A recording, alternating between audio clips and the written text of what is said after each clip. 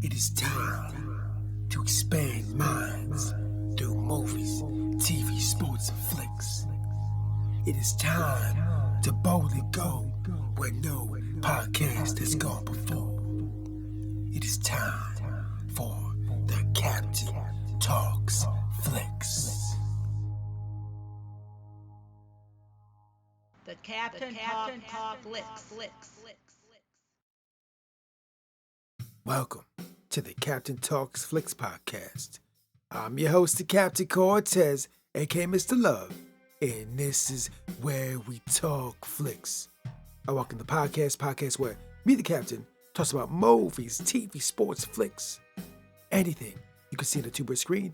I like to get on here and give my unique perspective because after 46 years of being on planet Earth, I've developed a new perspective about these movies, TV, sports, and flicks, and I like to get on here and tell you about it. Because just maybe you care.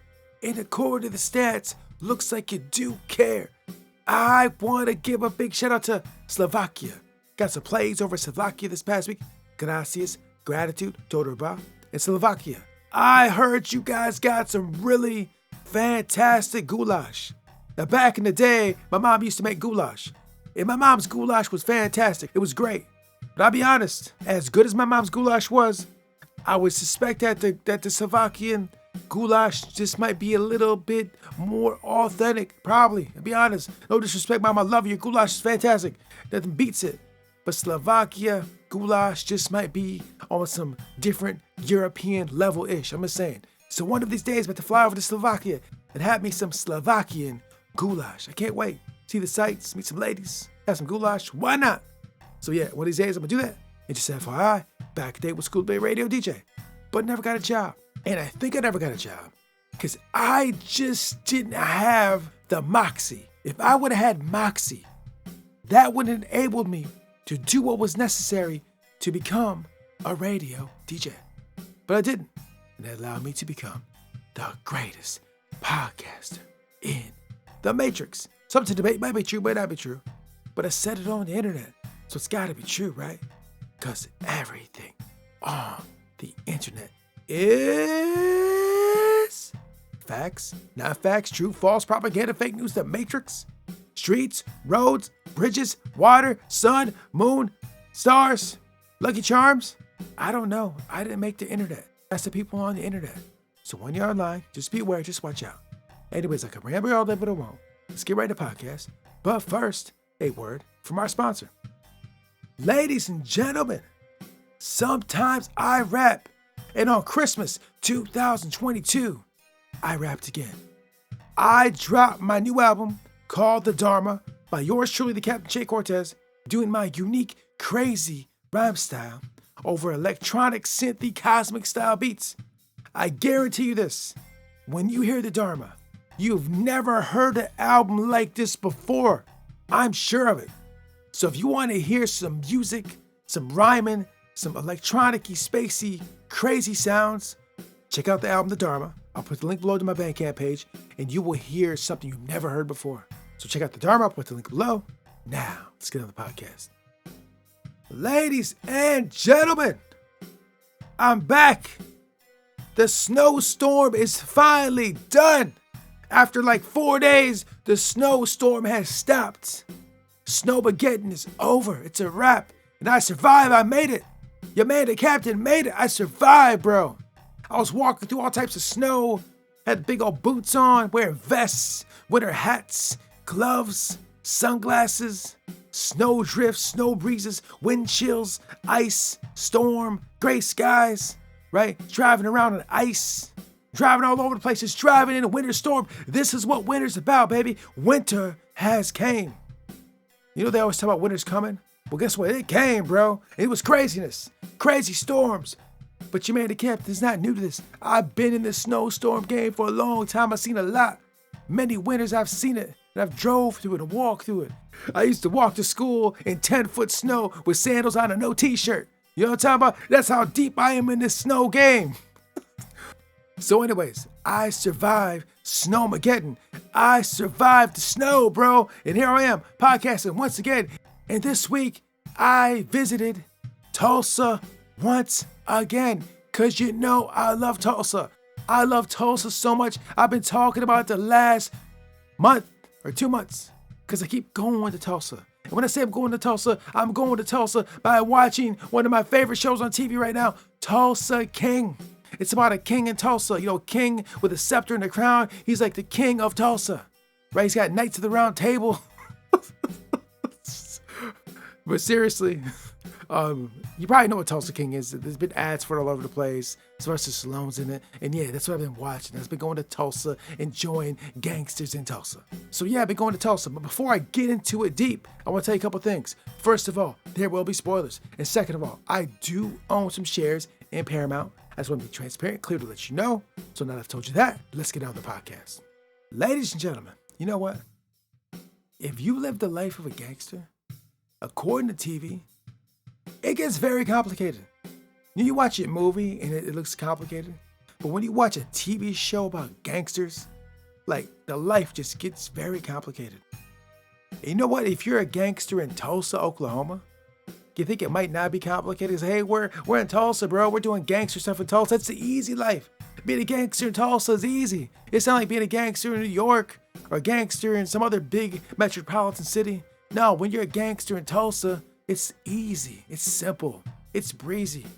It's like taking a nap. Well, ladies and gentlemen, if you watch Tulsa King, you know that's not true.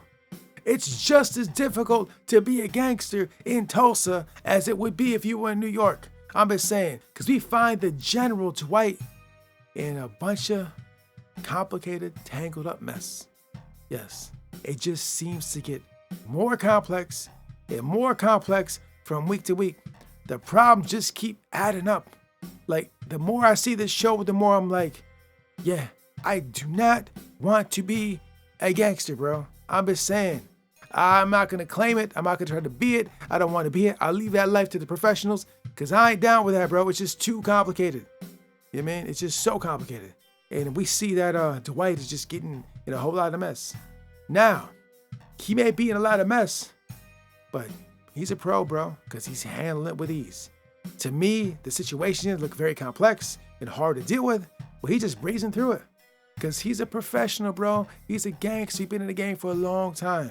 So this week, we just find that all the problems that have been brewing up, they're just getting worse.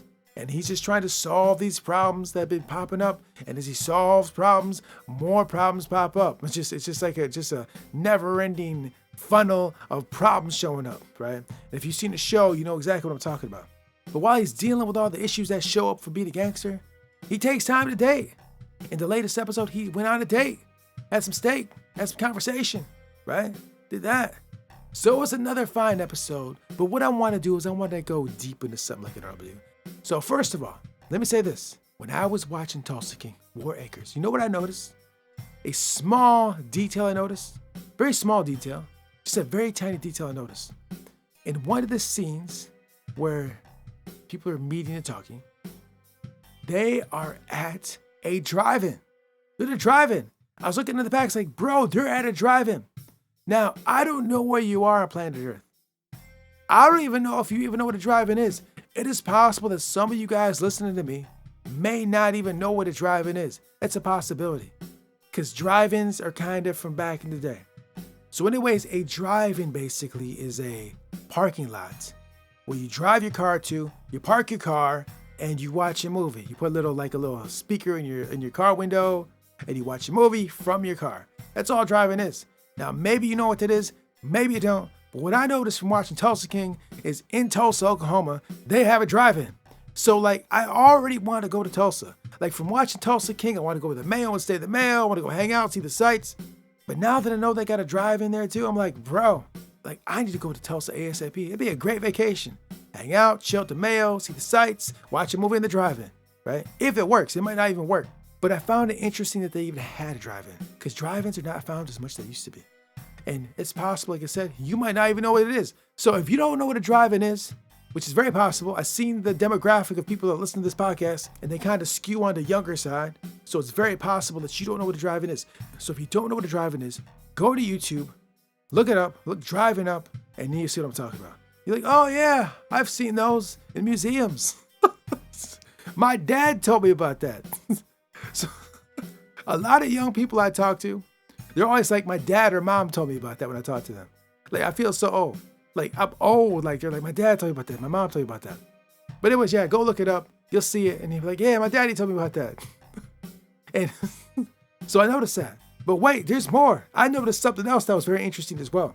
So also, in Tulsa King, in one of the scenes, Dwight is talking to his daughter on the phone. Right? So they're talking on the phone. And the phone that the daughter has in her house, in her casa, in her dwelling, she's not talking on a cell phone.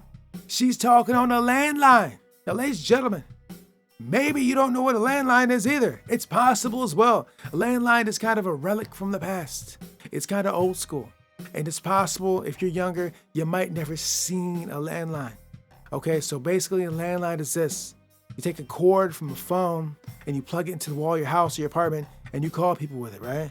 Like it's what we used to use before we had cell phones. But I found it interesting that in 2022, Dwight's daughter was still using a landline.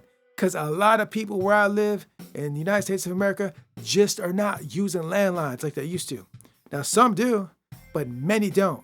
And I would probably guess that there's way more people not using them than are using them. And I found it interesting that Dwight's daughter was talking to Dwight on a landline. I'm like, people still got those? And let me be completely honest with you guys. Guess what? You want to know something? I have a landline. I'm a relic from the past. I'm old school. I got a landline, bro. I'm serious. I'm sorry. Don't make fun of me. I'm old, bro. I'm ancient. I'm a dinosaur. I think people call me dinosaur sometimes behind my back. Like, you dinosaur, but get rid of that landline. I can't help it. I use records, bro, and CDs and cassettes. I'm old school, bro. I'm old school like Dwight. We use landlines, records, CDs, tapes. You know what I mean? I write with paper and pens. I use cords on my headphones. It's absolute madness. So anyways, I do like the small details in the show that they had like old school items in the show. Now, one other thing, were these props and these locations in the show chosen purposely? Were they purposely showing old school tech, old school stuff in the show to somehow to add to the story? Was it deliberately done? They deliberately said, we're going to use a drive-in in the background. We want to do it because it just shows something that symbolizes something or something like that. We're going to use a landline because there's a little bit of symbolism there. Now, these writers, these people that do movies and TV shows, they're smart. They're very good at that. I suspect the reason the landline is in the show is not just for some random reason. And the reason that the drive-in is in the show is not for some random reason. I bet there's some symbolism there. Look deep. Watch the show. Study it. Watch the story. Look deep. There's probably some meaning and symbolism in those items. Or maybe I'm just reading into it. I don't know. Who knows? I didn't make the show. Ask people that made the show. So anyways, episode was dope. Nice, cool little interesting props and locations that was very cool as well. You know what? Maybe want to go to the drive-in, honestly. So anyways, thanks for listening. I appreciate it. Gracias, gratitude. And until next time, we'll see. I failed over and over and over again in my life, and that is why I succeed. Until next time, it's Captain Peace. The Captain Talks Flicks.